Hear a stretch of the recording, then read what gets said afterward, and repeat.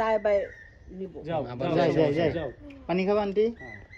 পানি খা। এর মধ্যে দিতে ভালো হইতো। জানো যে তোমার বাবা মাদের এখন বয়স হয়ে গেছে, ও তো আর এক বয়সে থাকতে পারবো না, হ্যাঁ তাই সিদ্ধান্ত আর মুছে না, হ্যাঁ হালকা এই ই দাও, হ্যাঁ সব মারো।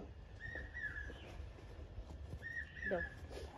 ওকে, যাই। যাই। কেউ কথা বলবো না। কেউ সাইড থেকে কেউ কোনো কথা বলবে না, দেখে সিন চলতেছে, সিন দেখবা কুজুর কুজুর পরাগ ভাই, কুসুর ফুসুর যেটা শুনবো রুমে যা ব্যাটারি সেটারই নাও। কিন্তু খবর আছে আজকে। রোলন খবর নাই, খালি বিচার দিবা ডাইরেক্ট। রোলন 1 2 3 0 অ্যাকশন। তোমরা তো জানোই তোমাদের বাবা মার বয়স হয়ে গেছে গা। এই সংসারটা আমরা 50টা বছর ধরে আগলায় রাখছি।